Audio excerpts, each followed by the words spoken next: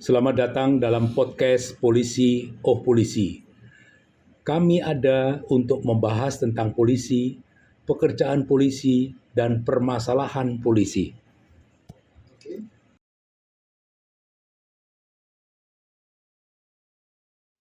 Selamat siang para pemirsa podcast Polisi Oh Polisi. Kita jumpa lagi. Hari ini saya akan perbincangkan dengan Mas Arianto.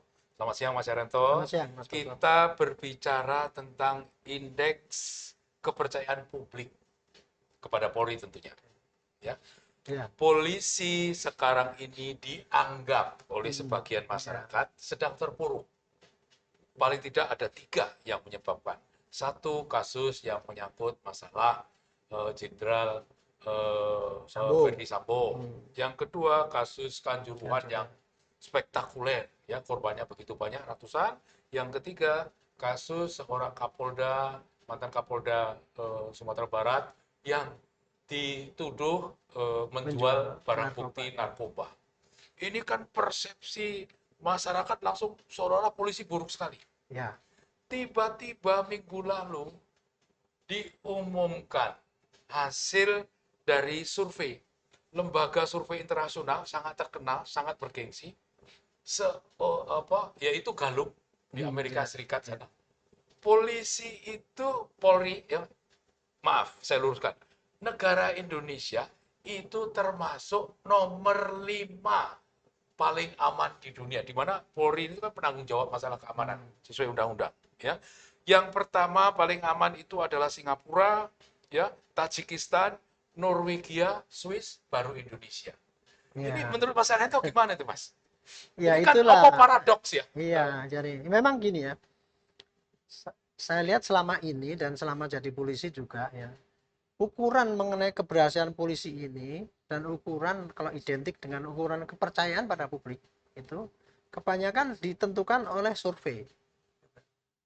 Survei yang namanya survei independen katanya.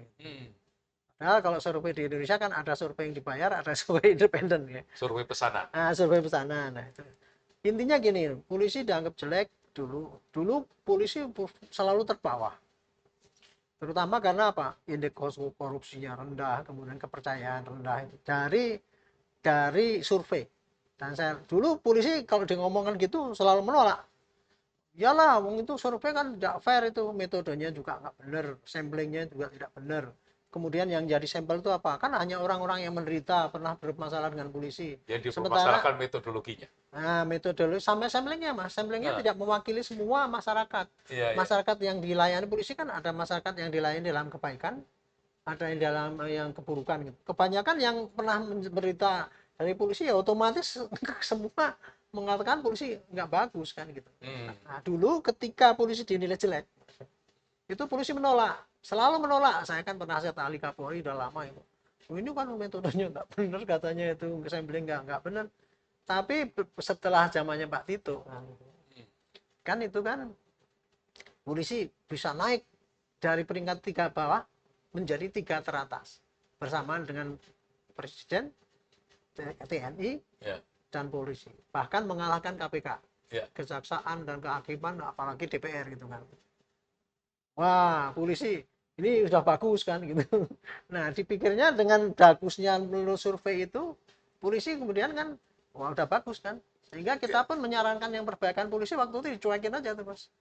Sejak dulu kita udah ngomong, Pak, kalau mau jadi polisi baik terus itu ya Pak, tolong budaya yang negatif itu dipelihara, dihilangkan. Contoh, saya ada 2 waktu itu sana. Contoh budaya koruptif itu dihilangkan. Koruptif itu apa ya? Itu penyalahgunaan wewenang yang pakai pungli, kemudian direserse pakai minta-minta imbalan, itu koruptif saya bilang. Dan yang kedua hedonis. Hedonis itu adalah budaya hura-hura ataupun yang contohnya dengan keteladanan. Kalau 2 itu hilang, Pak.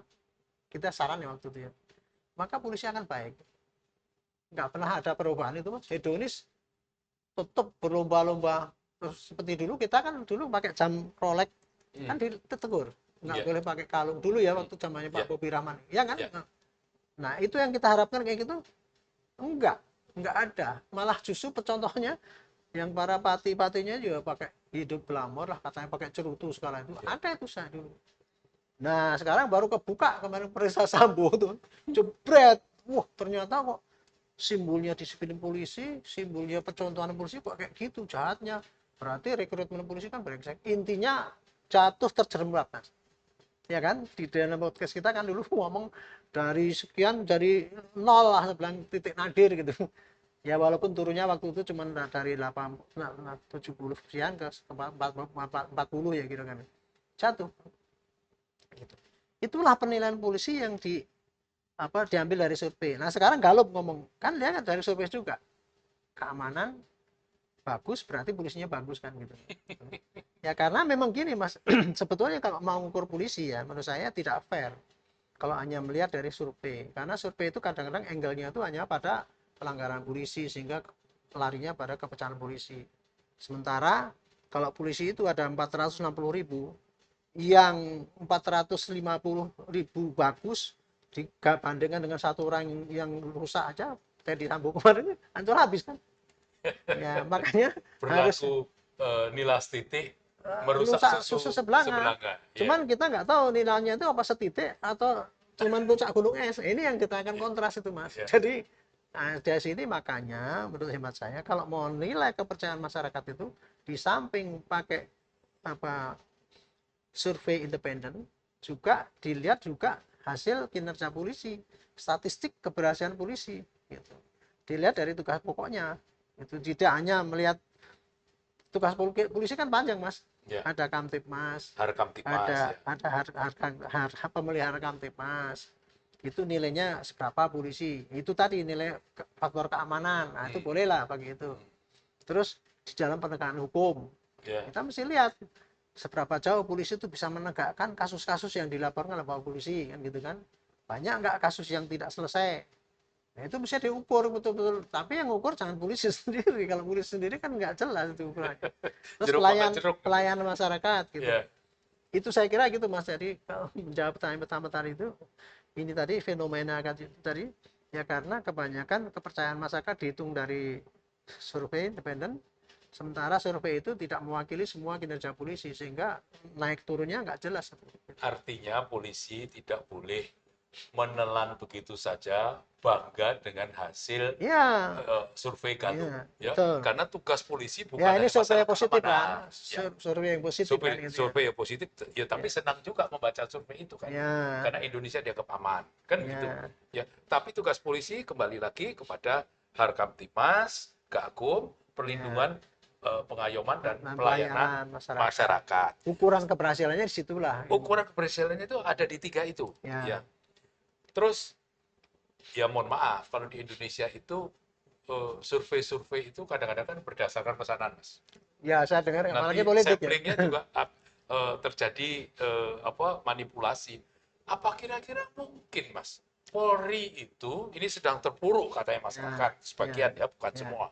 Sebagian mengatakan polisi terpuruk. Apa mungkin polisi itu pesan kepada Gallup? Kemungkinannya gimana, Mas? Ya itu tanya sama Kadifumas saja, Mas. Ya itu kecil lah ya, lembaga begitu itu pasti ya. Logika pasti ada dugaan kayak gitu. Karena itu yang menduga kayak gitu tuh mesti orang yang suka pesan-pesan survei. Ya, sehingga kalau ada gini, wah ini pesen mengukur sesuatu dengan ukuran diri sendiri kayak ya, gitu. Pikirannya, pengalaman, pengetahuan. Kalau kita saya pikir ya, polisi boro-boro pesan-pesan survei, polisi suruh ngadakan survei sendiri aja nggak pernah kan gitu. Terus sebaiknya Polri ini bersikap seperti apa, Mas? Kaitannya dengan Gallup, tapi juga dikaitkan dengan ada oknum-oknum polisi yang mencoreng. Intinya kan dua ya, Mas. Jadi mungkin gini. Tadi Mas pengen tanyakan bagaimana sikap polisi menghadapi survei independen yang baik hasilnya, maupun survei independen yang menyatakan polisi buruk kan gitu kan. Apalagi ini kenyataan kasus Sambo, kasus Ferdi itu kan, gitu kan.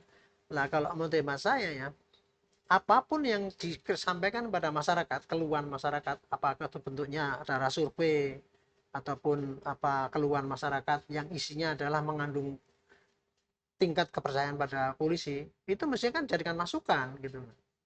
Dan masukan itu mestinya diperhatikan oleh pimpinan Polri sebagai suatu kebenaran. Jangan kalau ini, wah ini saya cek dulu. itu itu jawaban klasik kayak gitu. Itu namanya yang tidak mau mengakui bahwa itu di dirinya masih ada yang kekurangan kan gitu kan. Iya kan gitu kan. Contoh Informasi apapun harus diterima menjadi bahan introspeksi. introspeksi Ya. dan itu jadikan tidak lanjut, itu jangan ditutup-tutupi nggak ada ini kalau ini. Nah itu akibatnya itu tadi.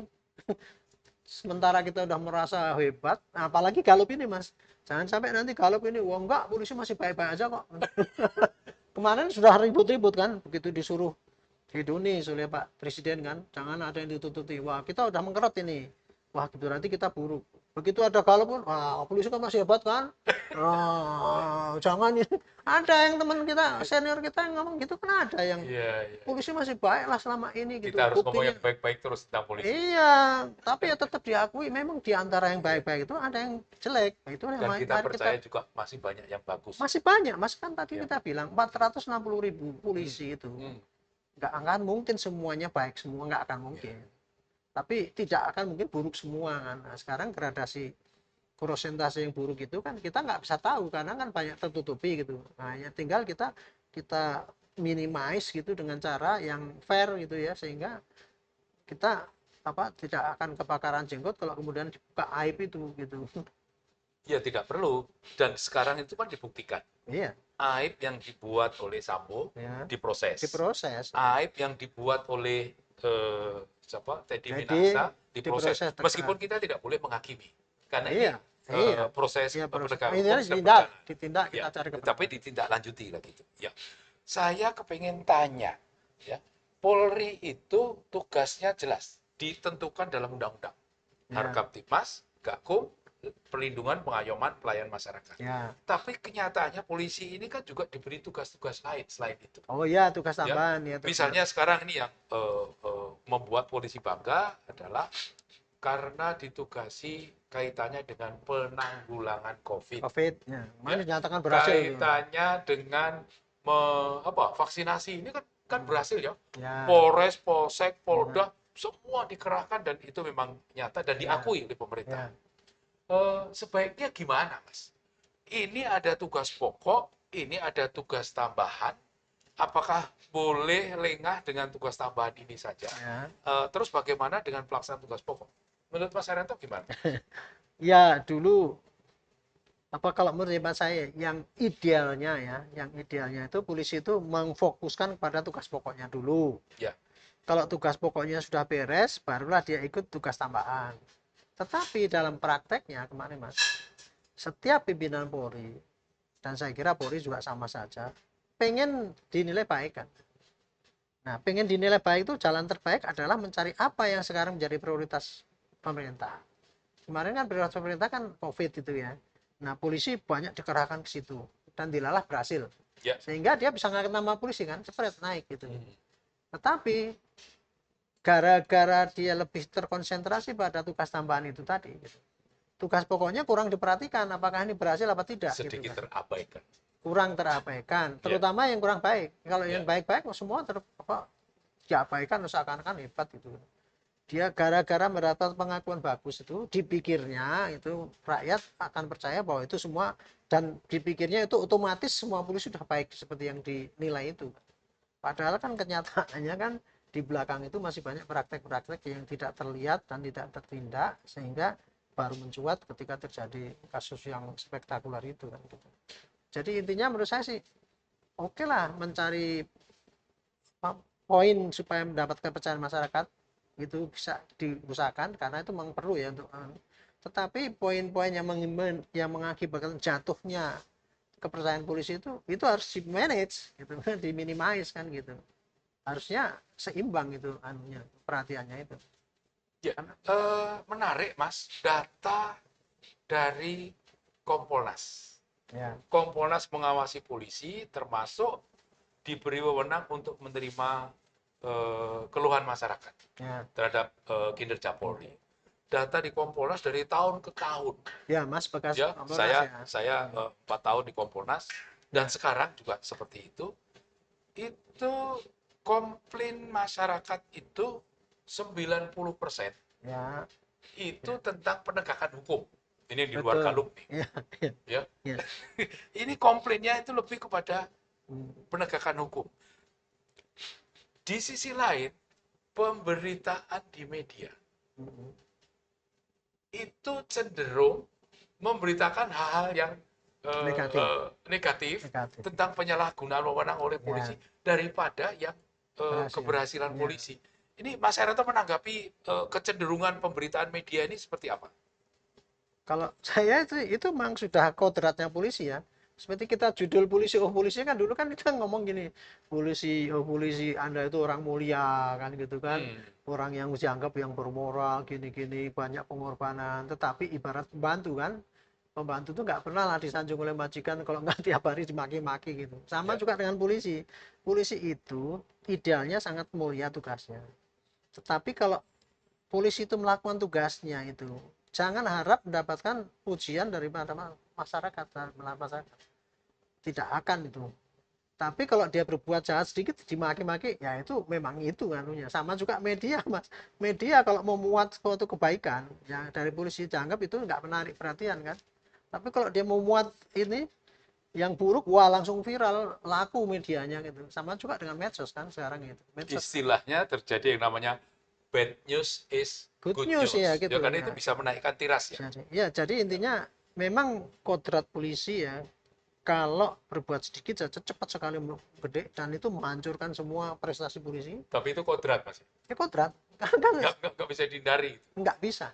Mas saya dulu ketika jadi polisi kan, saya sering menerangkan pada orang-orang kan, kebanyakan orang dulu kan benci melihat kita itu. Dan sekarang saya setelah pensiun juga kadang-kadang juga benci juga lihat polisi karena banyak yang kita lihat tuh yang curang-curang itu kan gitu. Dan kita tahu aturannya. Nah, makanya makanya saya bilang oh pantesan dulu orang benci ya, karena apa? Kita menerangkan gini, polisi itu ya tiap hari selalu bertambah dengan satu musuh. Kenapa? Tiap hari kan kita kan pasti menyelesaikan sengketa kan Mas. Kita ngatur lalu lintas mesti sengketa antara orang yang mau diatur sama yang nggak diatur. Kita orang berantem kita menyelesaikan. Kita orang menyelesaikan perdata bantu misalkan gitu damai. Otomatis orang yang berhasil wah seneng dengan kita, muji-muji, kadang-kadang ngasih gratifikasi. Tapi orang yang kalah kan dongkol walaupun itu. Jadi setiap hari selalu polisi itu tambah musuh. Ya kan nggak mungkin kita itu bisa baik. Memang kodratnya polisi kayak gitu Mas. Jadi itu harus diterima ya oleh polisi semua itu. Jangan harap dia itu wah media kok menghukum kita terus kayak gitu. Ya jangan jadi polisi kalau dia nggak punya pemikiran seperti itu. Artinya kalau berbicara keadilan, keadilan menurut siapa? Ya. Yang menang merasa itu sudah adil kan? Iya, yang kalah tetap aja dong kalau walaupun dia sekeliru kan gitu. Itu dan dia memusuhi polisinya. Iya. Itu. Pantesan polisi selalu dibenci orang ya itu kayak itu. Kayak Mas Arianto, kayak saya. Ini kan melakukan pengamatan terlibat. Iya. Kalau kita membedah tentang polisi. Iya. Ya. Ya. Artinya ya kita bisa berdebat kepada siapapun tentang polisi. Masalahnya polisi, Ya, baik yang buruknya baik, polisi, yang baiknya maupun yang buruk gitu. yang baik maupun yang Kita buruk, tingkah-tingkahnya polisi karena bagaimana? kita ikut di dalam Iya, situ kita selama pernah 35 tahun. Kalau dihitung dengan waktu jadi taruna, itu 39 tahun. Ya. Nanti saya, Mas Arianto sebagai pengamat, saya sebagai pengawasnya polisi, ditambah, ini kan 45 tahun, Mas. Ya. Kita melakukan pengamatan terlibat ya. Saat ini bermunculan pengamat-pengamat kepolisian yang baru, Mas. Kaitannya dengan apa? Dianggap terpuruk misalnya, gara-gara ulah oknum polisi ini. Ya. Ini dimanfaatkan oleh pengamat kepolisian seolah dia paling tahu tentang polisi. Polisi sebaiknya ditempatkan di sini, tidak boleh ditempatkan di presiden. Ya. Mas Arianto gimana menanggapi ini, Mas? Ya, kalau saya menanggapi pengamat itu ya, pengamat di zaman sekarang ini yang penuh dengan kontradiksi gitu ya, kontradiksi politik gitu. Pengamat itu ada yang pengamat yang betul-betul berdasarkan dengan kecendikaan dia, pengalaman dia, dan berkata jujur. Itu pengamat yang baik. Ya. Tapi ada pengamatan yang abal-abal. Artinya itu abal-abal itu dia pinter dan sebagainya. Tapi dia ada muatan politis. Ada muatan politis. Sehingga tidak objektif. Ada tujuan tertentu. Iya, tergantung dia ya siapa yang nyuruh ngomong. Kalau pihak ini yang ngomong ya dia ngomong gini gitu. Atau pengamat yang ditumpangi dengan kepentingan pribadi. Contoh mantan TNI lah misalnya. Kan dia kan waktu polisi dipisahkan dari TNI kan banyak yang dongkol masih sekarang. Ya. Gitu Dan kan? dilanjutkan dengan kecemburuan. Iya kan cemburuan, masa polisi apa mampu sih, dulu kan kita gitu, Ya. polisi nggak mampu, terus kita dibully terus, dilalah kok kita bisa baik gitu. Nah sekarang ini begitu ada gonjangannya kayak gini nih, ya dia asal ngomong aja, wah itu makanya polisi ini bukan hanya pengamat doang, orang-orang awam pun jadi ikut-ikutan. Kalau gitu polisi kalau brengsek gini jatuh taruhlah di bawah TNI. Saya sering jawab gini, kalau polisi taruh di TNI lebih brengsek lagi pak, saya bilang itu. Yang sudah brengsek, militeristik lagi kan lebih konyol, saya bilang itu. Jadi jangan asal jeplak aja kalau ngasih saran-saran kayak gitu kan. Apalagi saran itu disampaikan oleh pengamat yang katanya mantan TNI lah, mantan polisi kan ngomong itu taruhan gitu. Kalau orang awam sih mungkin ya tahu lah gitu. Tapi kalau orang yang merasa dirinya itu tahu pengalaman politik gitu, itu menyarankan kayak gitu, reposisi yang demikian itu menurut saya itu hanya didorong oleh kepentingan politik atau pribadi, bukan pakai nalar. Karena masalahnya sekarang ini mas ya, polisi terpuruk ini bukan masalah statusnya dia kok. Kita tadi kan bolak-balik ngomong pengamatan polisi jadi jelek itu karena pengawasannya nggak bagus, sistem pengawasan. Iya, nah itulah yang perbaiki, jangan seperti pengawas itu pengawasan internal maupun eksternal itu diperkuat. Ya. Iya, jadi kalau itu kemudian taruh reposisi gini-gini ya sama aja nanti. Kaitannya dengan reposisi, ini masyarakat harus paham ya, bahwa sistem polisi di dunia itu antara 200 negara itu kan nggak ada yang sama, Mas. Beda-beda. Nggak ada yang seragam. Ya. Gimana, Mas, untuk kita bisa menjelaskan kepada masyarakat mengenai sistem kepolisian ini, Mas? Ya, saya tidak hafal persis ya teoritisnya bagaimana, mana yang menguntungkan, mana yang kan sistem polisi itu kan ada macam-macam, yang ada yang tersentralistik, ada yang terpecah-pecah atau fragmented, atau yang terintegral gitu kan. Jadi tapi sistem kepolisiannya kayak gitu itu kalau untuk Indonesia ya sudah dipelajari sebab polisi itu dulu lahir kan. Para pendahulu kita udah ngitung-ngitung mana polisi yang paling bagus itu pakai mobil fragmented atau sentral atau integral. Nah, Indonesia waktu itu dipertimbangkan karena tanahnya kayak gini, wilayahnya kayak gini, penduduknya kayak gini, kemudian sistem adatnya masih kayak gitu, maka yang diutamakan adalah kepolisian nasional ini sekarang ini kan gitu kan. Itu sudah menjadi pilihan kan. Dan kemudian sudah dipraktekkan selama ini. Dan ternyata ya secara umum, walaupun di belakang itu masih banyak kekurangan polisi, tapi secara umum kan seperti kemarin disampaikan oleh senior kita masih bisa mengamankan negara ini, menjaga kamtipmas secara umum. Apalagi itu Galib tadi bilang nomor 5 di dunia kan gitu kan. Apakah itu menjadi indikasi wah gara-gara kena nomor 5 supaya kita jadi nomor 1, jadi bahkan TNI? Apa hubungannya? Nah, makanya itu kan nggak ada hubungan. Jadi dari model-model kepolisian itu pasti berbeda-beda antara satu negara dan negara lain, disesuaikan dengan kondisi masyarakatnya, wilayahnya, jenis kesehatannya, letak geografisnya, dan kemudian sistem politiknya. Banyak sekali yang menentukan untuk pertimbangan model apa yang kita pilih. Tetapi kalau dalam hal ini ya maksud saya, citra polisi itu jatuh itu tadi kan indeks ya, indeks penilaian polisi itu berhasil apa tidak tuh letaknya kepada ukuran mengukur keberhasilan polisi itu tadi mas. Kebanyakan kan dari publik tadi, tapi sebetulnya ya tidak fair kalau cuma gitu, harusnya diikuti juga dengan penilaian ya, audit atas tindakan polisi yang dilakukan oleh lembaga independen. Nah yang membedakan tadi polisi-polisi model-model polisi tadi ya, kalau di Indonesia ini yang menurut saya kurang itu ya. Kalau di luar negeri kan kebanyakan polisi itu diawasi oleh lembaga di luar yang kuat ya, semacam kalau di Jepang itu kan Kompolnas, tapi sekarang kan kuat sana, dia menentukan diangkat tidak hanya Kapolri kan, Ya. bukan seperti sekarang cuman Bukan hanya Kapolri, Kapolda juga. Nah, Kapolda gitu. Makanya itu NPSC.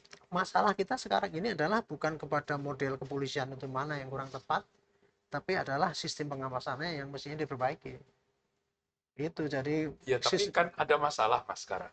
Karena pernah sekolah di Amerika, dianggap Amerika itu yang paling bagus. paling dia cuma satu sisi aja kok. Ya. Dari pertimbangan sekian faktor yang diomong gini. Tidak memikirkan bahwa polisi di Amerika itu organisasinya itu ada 40.000 Ya, satuan polisi. ya, Kan begitu Mas. Kalau polisi county ya itu memang betul dia di bawah wali kota ya. Nanti iya, polisi city di bawah wali kota. Nanti ada polisi state di bawah gubernur dan sebagainya. Itu betul. Tapi lupa ada polisi-polisi federal. Polisi ya federalnya sistem kan sistem pemerintahan dia juga federal kan negara masing-masing itu mau disamakan. berbeda. Kita negara Ada yang di republik. bawah Menteri Keuangan, ya itu apa yang namanya Secret Service, pengawalnya Ya, presiden itu kan ya, polisi ya, betul. Kementerian Keuangan, Mas. FBI di bawah Menteri FBI. Kehakiman dan sebagainya. DIE nanti ada yang di bawah Menteri Lingkungan Hidup, nanti ada yang di bawah Menteri Kesehatan dan sebagainya. Itu masing-masing punya polisi federal. Jumlahnya banyak sekali. Ini dibandingkan, ya Indonesia harus seperti itu. Bagaimana bisa kita menerapkan itu? Kita lihat di tetangga, Mas. Malaysia. Oh, Malaysia saya menerapkan loh, Mas. Ya. Pengawasan pada polisi loh. Iya. Dia Baru. Kompolnasnya kuat sekali. Iya, sekarang kuat. Bukan itu. Saya yang ingin saya soroti, polisi Malaysia, PDRM, ya, itu memang kepala PDRM di bawah Menteri Dalam Negeri. Tapi di bawah PDRM itu ada yang namanya Special Branch. Itu dikendalikan langsung oleh Perdana Menteri. Special Branch ini mengatasi masalah-masalah teroris contohnya. Ya, ini dia berwenang untuk bisa menangkap menteri, termasuk Perdana Menteri itu kalau macam-macam yang salah, yang nangkep Special Branch loh, polisi loh. Ini intinya gitu ya. Artinya apa? Ini pengamat polisi yang sebenarnya tidak terlalu tahu polisi, tapi menyarankan polisi harus di bawah ini, Dia harus di bawah. setahu saya yang ngomong gitu bukan pengamat polisi, Mas. Iya, dia ngaku pengamat Ya, polisi. dia pengamat militer. Terus Ya. kemudian waktu itu ngomong ngaku ahli pengamat polisi kan gitu. Ya salahnya kita yang mendengarkan aja.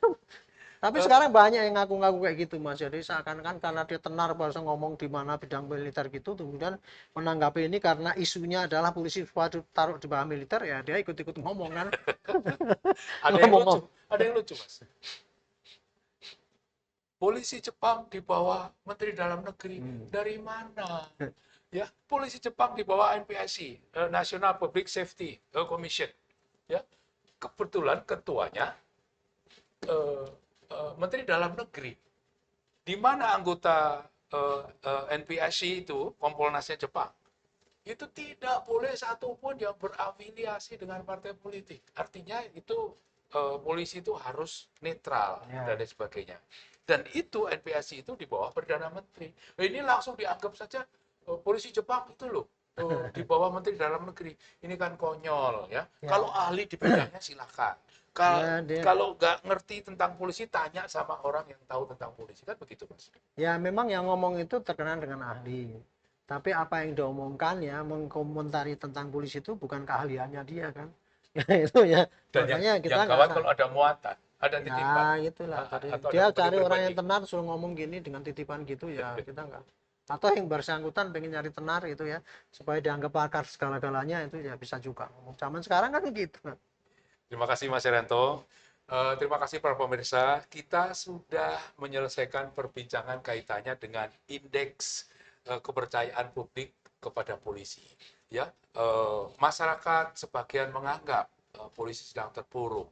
Gallup menyatakan polisi itu bagus dari sisi mengelola keamanan Indonesia. Nomor 5 di dunia, nggak main-main.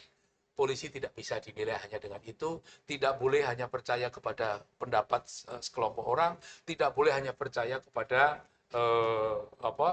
survei seperti Gallup, karena itu hanya dari satu sisi. Menilai polisi harus dilihat dari pelaksanaan tugas polisi yang dibebankan oleh undang-undang kepada polisi. Selamat siang. Terima kasih sudah menyimak podcast kami. Silahkan subscribe, like, share, dan berikan komentar Anda.